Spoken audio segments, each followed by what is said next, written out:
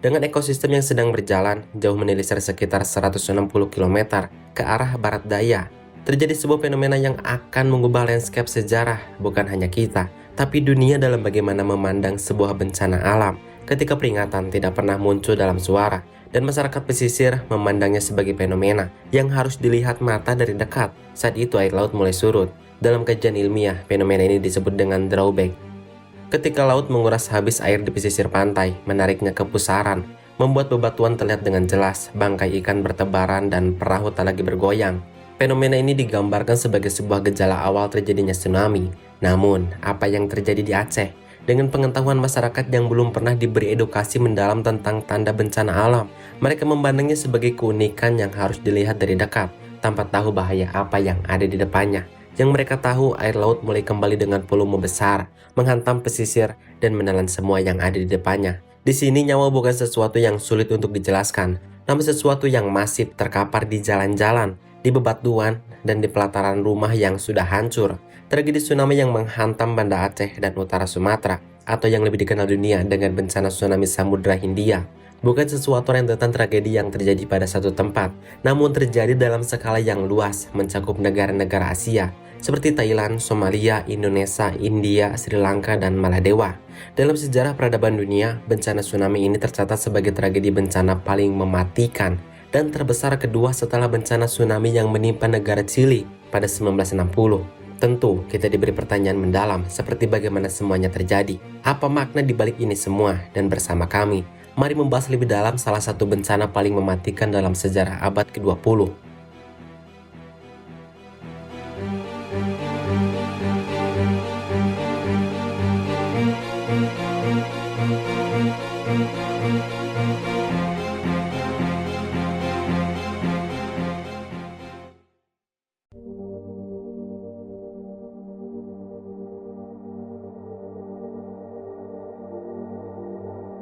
Dalam sebuah teori kajian yang diungkap USGS dalam artikelnya menerangkan bahwa sebelum air bah setinggi 30 meter menghantam wilayah pesisir, ada sebuah fenomena tabrakan antara lempeng Indo-Australia dan lempeng Burma yang terbentuk selama ratusan tahun.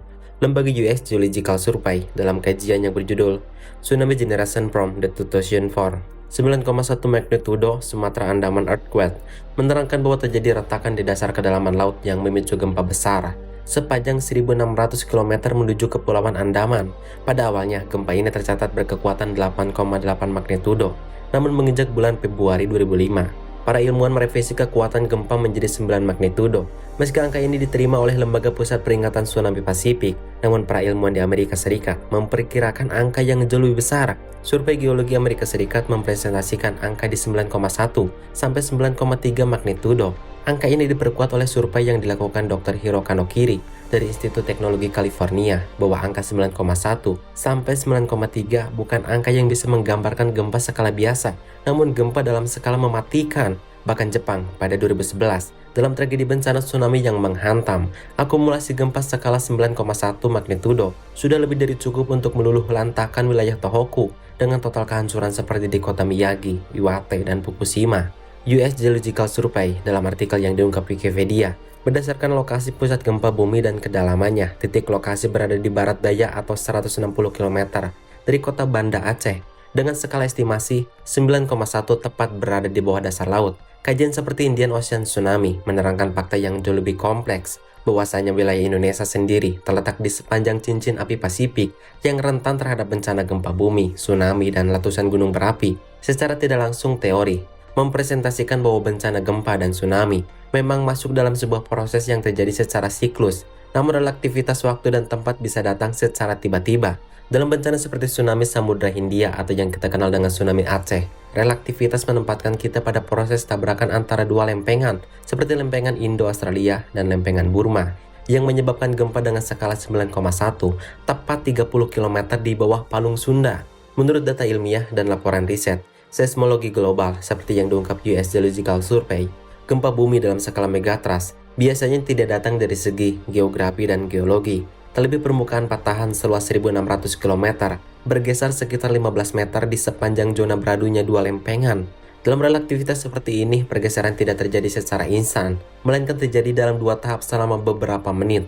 Data seismograf menunjukkan bahwa tahap pertama melibatkan retakan sepanjang 400 km dan lebar 100 km.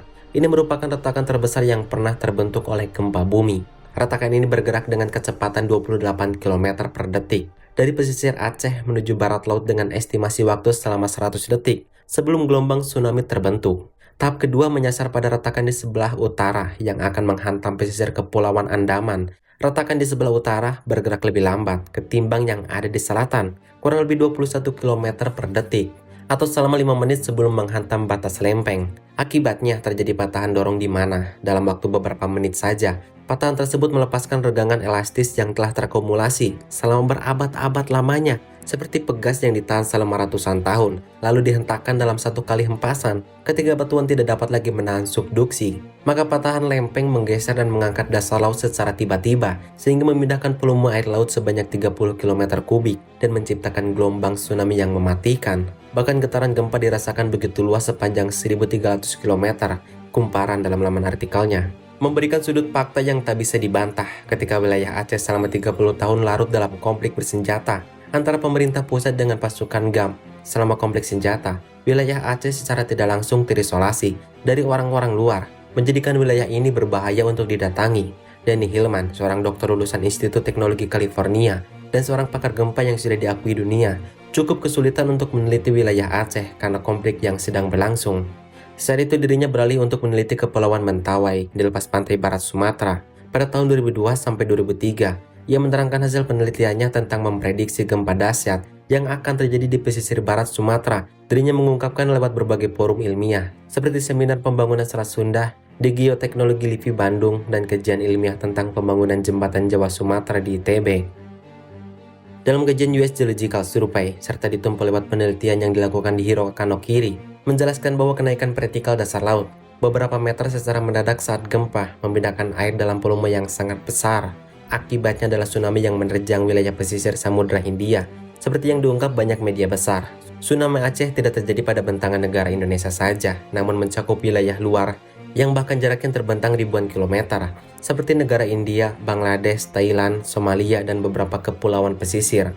Dalam dunia ilmiah, fenomena ini disebut dengan teletsunami, dan kemungkinan besar tercipta oleh gerakan dasar laut secara vertikal, di mana tsunami tersebut memiliki gerakan yang berbeda di perairan dalam maupun dangkal. Di laut dalam sendiri, gelombang tsunami seperti bukit kecil. Arus ini berjalan dengan kecepatan sangat tinggi, sekitar 500 hingga 1000 km per jam. Akan tetapi di laut dangkal, dekat pantai, tsunami melambat hingga puluhan kilometer per jam, tetapi ukuran gelombangnya besar dan bersifat menghancurkan. Para ilmuwan yang menyelidiki kerusakan di Indonesia membuktikan bahwa gelombang yang menghantam wilayah Aceh mencapai ketinggian 24 meter. Kemudian di gelombang kedua dan ketiga, di sejumlah daerah pesisir meninggi hingga 30 meter. Menurut Tat Murti, seorang wakil presiden dari Lembaga Pengamat Bencana Tsunami, total energi gelombang tsunami ini setara dengan 5 megaton bom yang ditumpuk menjadi satu. Secara teori, jumlah ini 2 kali lipat lebih besar daripada total energi semua bahan peledak, termasuk bom atom yang dipakai selama Perang Dunia Kedua. Patahan lempeng sepanjang 1.600 km memiliki orientasi nyaris lurus dari utara sampai selatan. Namun kekuatan terbesar saat bencana tsunami berada pada bentangan timur sampai barat.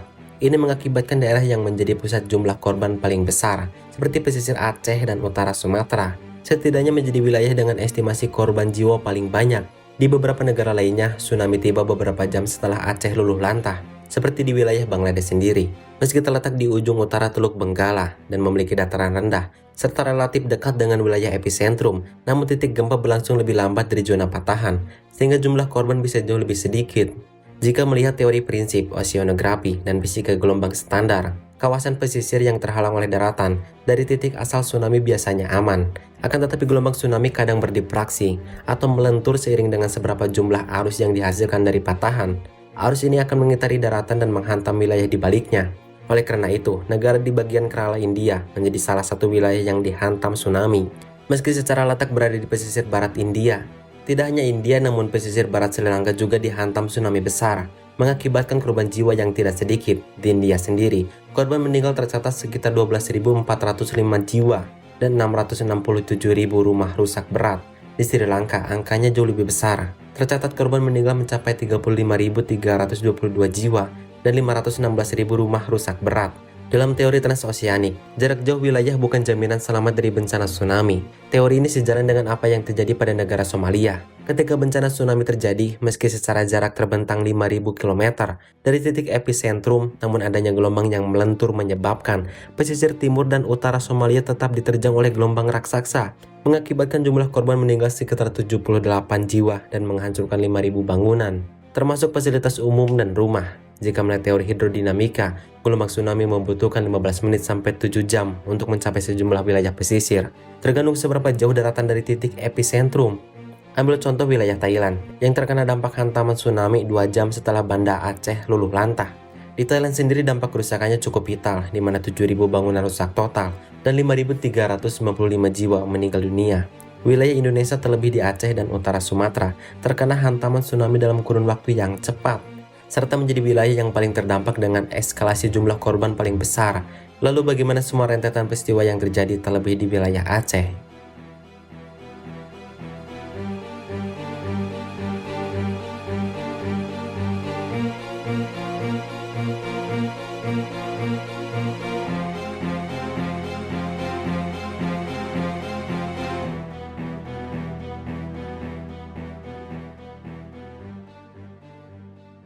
Sekitar tanggal 26 Desember 2004, matahari terbit tanpa memperlihatkan kecurigaan sedikit pun. Perahu kecil mulai menampakkan diri di sela-sela luasnya lautan. Anak-anak bersiap untuk pergi ke sekolah dan Aceh tetap tenang, walau hempasan angin terasa jauh lebih keras. Namun yang tidak disadari, 160 km di barat daya, terjadi sebuah fenomena alam yang mengguncang lautan. Tabrakan antara dua lempengan sejauh 1.600 km menyebabkan gempa yang dahsyat selama 10 menit. Bagi warga yang ada di pesisir, satu pertanyaan muncul. Apa yang sebenarnya terjadi? Ketika gempa menghantam dengan skala 9,2 magnitudo, terjadi kerusakan yang masif di dalam lautan. 30 km di bawahnya, terjadi retakan yang menyebabkan gelombang arus bawah yang mulai naik ke atas, menghasilkan gelombang tsunami setinggi 30 meter. Ketika gempa selesai, masyarakat berhamburan ke pesisir pantai karena ingin melihat fenomena air laut yang mulai mengering. Namun yang tidak disadari, 10 menit di depannya ada sebuah gelombang laut setinggi 30 meter yang siap menghantam siapa saja. Terlebih tidak adanya teknologi peringatan bencana serta minimnya komunikasi membuat tragedi ini semakin kelam. Saat retakan lempengan terjadi, pusat gempa di Hawaii mendeteksi akan terjadinya tsunami, namun tidak adanya jalur komunikasi langsung ke wilayah Aceh, membuat peringatan tidak bisa dikirim. Kota Banda Aceh, Melaboh, dan pesisir lainnya menjadi sasaran pertama ketika air bah perlahan menyapu semua yang ada di depannya. Bangunan banyak yang hancur, bahkan kapal seberat 2.600 ton tepat bersandar di tengah kota Banda Aceh. Namun yang tidak bisa dimengerti adalah sebuah kemegahan memperlihatkan kekuasaannya. Masjid Baitur Rahman tetap kokoh berdiri di tengah bangunan yang hancur. Hampir semua wilayah pesisir terkena arus yang kuat. Gelombang pertama meski terbilang jauh lebih kecil, namun pada gelombang inilah semua bangunan serta kehidupan di depannya ditelan mentah-mentah. Gelombang kedua dan ketiga jauh lebih besar, dengan relevansi tinggi sekitar 24 meter, menyapu bersih semua yang tersisa. Dalam resume The ASEAN Magazine, artikel yang berjudul From Aceh Stories and Resilience menceritakan beberapa penyintas yang selamat dari tragedi bencana, salah satunya Nenek Sadah yang saat tsunami terjadi. Kala itu dirinya berusia sekitar 65 tahun. Ketika itu Nenek Sadah tengah berada di daerah Melaboh. Pagi yang tenang harus berganti menjadi pagi yang kelam, karena sekitar jam 7 pagi, gempa bumi dengan skala 9,2 magnitudo menghantam wilayah pesisir selama 10 menit. Daya getarnya cukup untuk menghancurkan rumah-rumah panggung yang ada. Selama 10 menit berikutnya, air laut kembali dengan gelombang yang besar, menghantam puluhan rumah. Nenek Sadah sendiri saat itu berlari menyelamatkan diri ke arah bukit dengan beberapa kerabat keluarga serta masyarakat sekitar. Mereka melihat pemandangan yang tak pernah dilihat seumur hidup. Ketika gelombang kuat perlahan melahap apapun yang ada di depannya. Indonesia Earthquake and Tsunami menggambarkan suasana yang mencekam ketika hantaman gelombang semakin besar. Wilayah seperti Banda Aceh dihantam dengan arus yang kuat. Banyak warga berlarian, dan beberapa sudah tidak tahu harus kemana karena air datang dengan begitu cepat. BBC dalam laporannya menerangkan bahwa salah satu desa yang paling parah adalah Desa Ulalue. Desa ini tepat berada di pinggir laut, menjadikan wilayah ini yang paling masif terkena dampak kerusakan dari tingkat bangunan hingga fasilitas umum. Bahkan setengah dari warga desanya menjadi korban dari keganasan arus tsunami. Made, seorang penyintas, harus kehilangan seluruh keluarganya, mulai dari ibu, suami, dan kedua anaknya, menjadikan bencana ini bukan sesuatu yang hanya menyasar runtuhnya bangunan, namun harapan hidup dan ketenangan manusia juga harus hancur. Bencana tsunami ini memang sangat luar biasa besar, bukan hanya Aceh yang menangis, namun wilayah luar seperti India, Bangladesh, Somalia, Thailand, dan Sri Lanka juga ikut merasakan apa yang kita rasakan. Nyawa bukan ampas yang kosong, namun jika disatukan dengan rentetan bencana alam, manusia hanya butiran kecil di luasnya semesta. Bahkan anak kecil seperti Delisa dalam laporan Voice of America menerangkan bahwa dirinya harus kehilangan ibu serta kakaknya. Delisa sendiri tinggal di wilayah Ulelue, sebuah wilayah yang paling parah kerusakannya. Kisah Delisa diangkat menjadi film layar lebar, sebuah film yang menjembatani kita tentang betapa besarnya sang kuasa dan dunia melihatnya sebagai tragedi paling mengerikan dalam sejarah abad ke-20. Ketika arus gelombang memisahkan keluarga dengan kematian, menyisakan duka yang mendalam, tidak hanya fisik akan tetapi secara mental. Di hari pertama, wilayah Aceh benar-benar terputus dari dunia luar. Banyaknya pejabat negeri yang meninggal atau dinyatakan hilang, membuat akses komunikasi ke wilayah Aceh benar-benar terputus.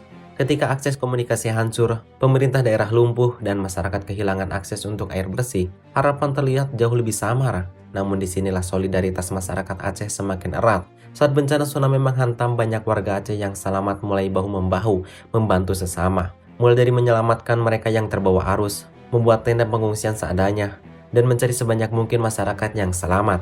Pada hari pertama tak ada bantuan yang datang, hanya masyarakat dan tali persaudaraan yang terhubung sebagai alat yang membuat mereka kuat. Kompas dalam laporannya menceritakan bagaimana wilayah Aceh cukup sulit untuk dijangkau selain karena ditakutkan ada tsunami susulan. Daerah Aceh sendiri menjadi salah satu wilayah yang selama 30 tahun mengalami konflik bersenjata antara pemerintah pusat dan pasukan Gerakan Aceh Merdeka. Di sini Susilo Bambang Yudhoyono yang baru menjabat selama 2 bulan sebagai presiden mengambil langkah yang berani. Saat itu presiden tengah berada di Papua karena sedang meninjau wilayah Nabire yang beberapa hari kebelakang terkena dampak bencana. Satu persatu kabar masuk mulai dari gempa, banjir, hingga akhirnya terkonfirmasi bahwa Aceh sedang mengalami bencana tsunami yang dahsyat. Selain itu, presiden menuturkan bahwa akses komunikasi sangatlah sulit karena semua jalur telekomunikasi terputus. Kompas dalam laporannya, setelah bencana tsunami meluluh lantakan wilayah Aceh, presiden pada malam harinya mengadakan rapat darurat kabinet terbatas dengan satu keputusan mutlak bahwa presiden keesokan harinya atau pada 25 Desember 2005 sepagi mungkin akan berangkat ke Aceh. Susilo Bambang Yudhoyono dalam dokumenternya menerangkan bahwa keselamatan warga Aceh menjadi opsi yang paling utama mengingat angka korban yang terus meningkat. Tujuan pertama adalah wilayah Lok Sumawe. Saat presiden datang pada sore hari, tak ada angka yang pasti berapa yang meninggal dan berapa yang selamat. Yang terlihat hanyalah bangunan yang sudah rata dengan tanah. Gerak cepat seorang pemimpin tentu diperlukan. Dalam sebuah renungan pada malam hari, presiden menyimpulkan bahwa pemerintah daerah telah lumpuh total. Oleh karena itu, semua tindakan akan dilakukan pemerintah pusat. Bencana nasional akan diresmikan keesokan harinya, dan negara Indonesia akan berganti menjadi tahap siaga. Selain itu, kondisi tsunami yang luas sangat tidak mungkin bagi pemerintah pusat untuk mengatasi semua masalah.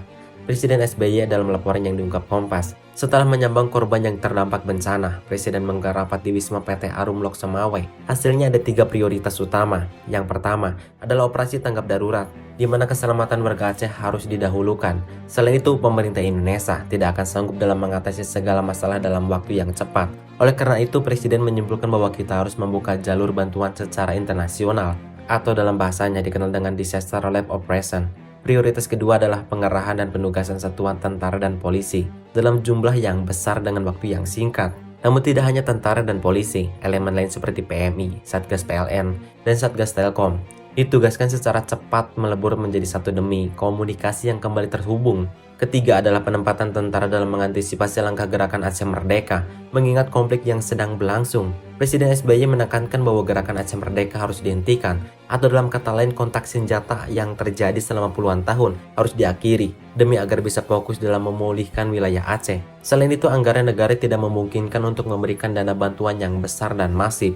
Kekurangan ini membuka pintu yang jauh lebih luas. Ketika berita tsunami Aceh dikabarkan di seluruh dunia, banyak negara yang ingin mengirimkan bantuan seperti Australia, Amerika Serikat, Jepang, Malaysia, Singapura, Kuwait, Belanda, dan Inggris. Bukan hanya negara-negara besar, namun banyak lembaga juga ikut turun tangan seperti UNDP, UNICEF, Palang Merah Internasional, dan Yayasan Buddha Suji.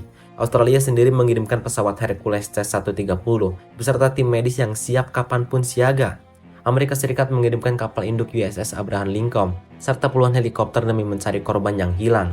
Bandara Udara Sultan Iskandar mudah menjadi wilayah dengan jalur penerbangan tersibuk di dunia selama 3 bulan terakhir. Tentu dengan dibukanya jalur internasional, bantuan bisa dengan cepat terrealisasikan. Banyak tenaga medis yang dikirim juga berdampak signifikan dengan masyarakat Aceh yang cepat diberi penanganan gratis. Di balik itu 8 bulan kemudian, nyatanya bencana tsunami membuka pintu sejarah yang baru. Konflik senjata yang terjadi selama puluhan tahun, hanya dalam hitungan bulan resmi diakhiri secara damai dan bermartabat. Bencana tsunami Samudra Hindia atau yang kita kenal dengan tsunami Aceh memang bukan hanya rentetan peristiwa dalam sebuah bencana alam, namun juga kisah perjuangan bangkit warga Aceh.